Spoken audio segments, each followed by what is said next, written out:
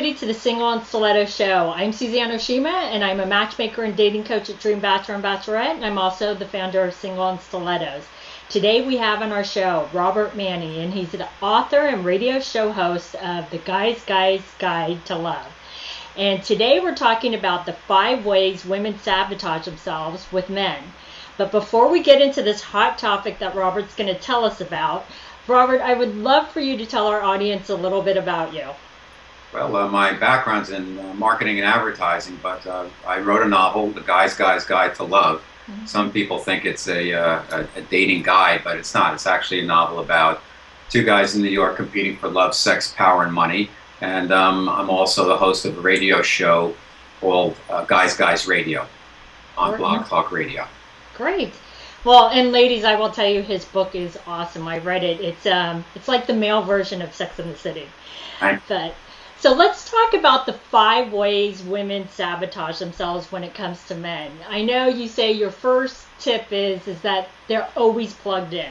So tell us more about that, Robert. Yeah, I know everybody's in a hurry and multitasking, and we live in a fast-paced world, but if you want to really connect with somebody, you have to be available. So many times you see somebody who looks interesting and you're just about to ask them an innocent question, maybe an open-ended question. You see that they've got the earbuds in. And that goes from walking down the street to sitting in the subway, on a bus, or whatever. So I suggest that it's not a bad idea every once in a while to stop and smell the roses, because along the way you might have an opportunity to meet somebody that you might not else have an opportunity to meet. That is so true, and I tell that to my female clients all the time, because it's so true. If you're like down there doing this and looking at your phone, no guy is going to come and interrupt you because you look like you're busy, right? Yeah, and for guys, they need to see that it's nice to get a signal, even though men aren't that great at reading signals. Women have to, enable them a little bit. But if you're focused on doing something else, your phone, or you're listening to music or whatever, that's going to set up a barrier that will easily keep a certain percentage of guys away, and that'll be it. Other guys they're going to ignore that and they'll approach you. But there's one thing about being aggressive and knowing what you want. The other is being too aggressive. Exactly. That's such a good point. So your second point is about not fishing where the fish are. So tell us more about that. Well, it's just the same as in marketing. It's all about the eyeballs. So whether you're a guy or a gal looking for a member of the opposite sex to hook up with, mm-hmm. you have to think like they think, and you have to go where they go. So, being a guy, everybody's different, of course, but guys like sports. You can meet guys in the park. You can meet them at a ball game, at a golf course, at a sports bar. They take classes. They might take a cooking class, a wine class, a sailing class. You don't want to do something that's not of interest for you.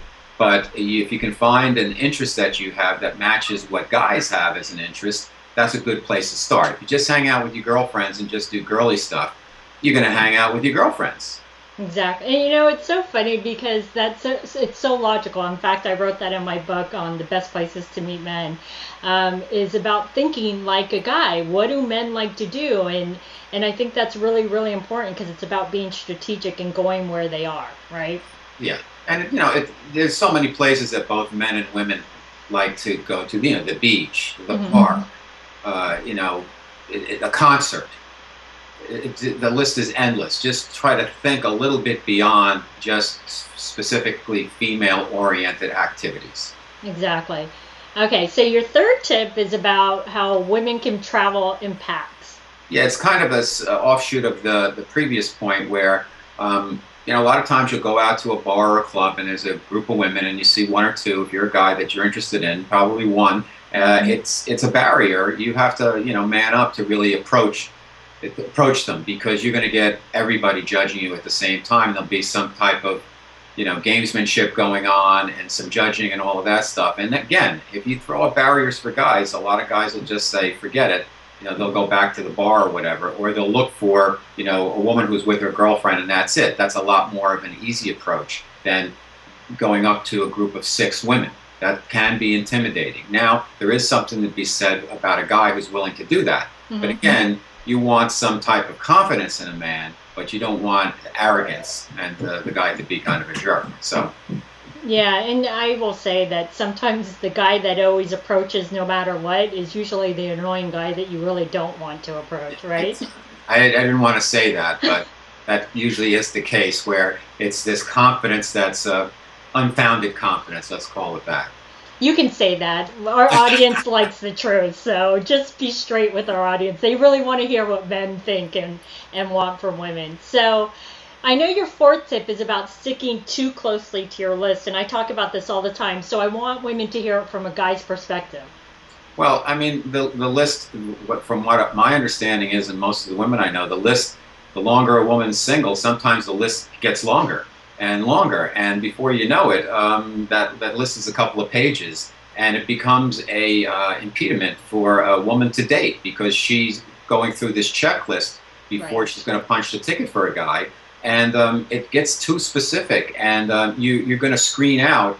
I know there's one thing to qualify a prospect. I totally understand it, and I think it's smart to do that. Right. But there should be common values. Is there a chemistry and appeal? And if the guy, has a job and a dream and is polite and a sense of humor and some confidence, that should be a good start. Beyond that, you're getting really specifics in terms of, I've heard like certain professions, certain height. Of course, you want them to have nice shoes and all of that, but let's not let's try to be open-minded on this because we're all human, and if guys had the same criteria where they wouldn't approach women unless they met all the criteria of the 47 things on their list, I don't think people would be getting together too much. I mean, guys are a little bit sometimes too lax where they think with their well, I'm not going to say that, but they use their eyeballs to make a lot of decisions instead of really getting to thinking about and getting to know the woman from the inside out, because that's where the real beauty lies anyhow.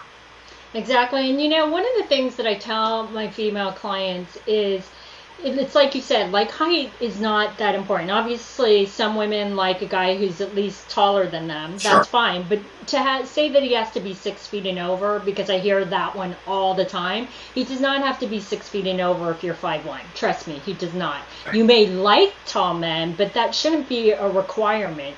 Because trust me when I say, ladies, I want you to think about this for 1 second. Is think about all the men in your life that you've actually fallen in love with and had a great relationship with. Did you actually fall in love with them because they were a certain height or because, like Robert said, they have a certain job? No, it's probably more about the connection you had, the common interests, the values, how he treated you. And I know for women, sense of humor is huge. So think about those terms more that should be on your list instead of these superficial things that aren't what make you fall in love with a guy. Right, Robert? Oh, I agree 100%. If people would kind of look at who the person is, of course, we all, the visual aspect is very important. It used to be the case more for guys than for women, but now women have their criteria visually in terms of what a guy should look like. Totally get it. But at that point, if somebody's polite and they have some type of, they're articulate and they have a job and a dream, and you're connecting, you should start to, I think, items on the list can start to fall away because love it's an art. It's not a science. And I can tell you personally, like I've been pleasantly surprised a lot of times where I ended up dating against type, if you will, and things worked out just fine. So that's part of the wonder of love, if you will, is being open and free. And I'm not saying like, anything goes, but you have to be a little bit flexible because, this is life. It's supposed to be fun. So if you're going to be so rigid about this, and as a guy, having gone on a lot of online dates before I, got married, a lot of women treat it like it's an interview. And Yes. It's a little too strict, it's a little too severe, and it takes the fun out of the process for both people. Exactly. So I know your fifth tip is about, and I love this last tip, it's about tossing them back too soon. So tell us about that, Robert. Well, when we're in this online world where that seems to be the way a lot of people meet nowadays because everybody's so busy and who has time to hang around bars and, wait for, spend a half hour with Mr. Whiskey Breath to figure out that he's married or whatever. People are, it's fast. And sometimes fast is too fast because you can delete somebody and they're out of your life forever. And a lot of times we're very severe that way because when you're in the online dating world, there's an endless pool of prospects out there. So you can always throw somebody back very quickly. I understand that. You don't want to waste time. However, everybody's human. We all make mistakes. And a lot of times, the first time, I think the first kiss is real important, but the first time for some other things, even the first date, sometimes the chemistry isn't 100%, or sometimes somebody says the wrong thing. But if you give a person at least the benefit of the doubt once, you may be pleasantly surprised. And I'm not saying lower your standards, but you have to look at yourself also. Are you infallible? Are you above reproach? I mean, we're all human. We all have our own foibles. And sometimes people get nervous in those first couple of dates, and you don't really know the real person. And other times, people have real game when it comes to the first few dates. But then once you get into a relationship, they're not as much fun or sincere or trustworthy as you thought they were.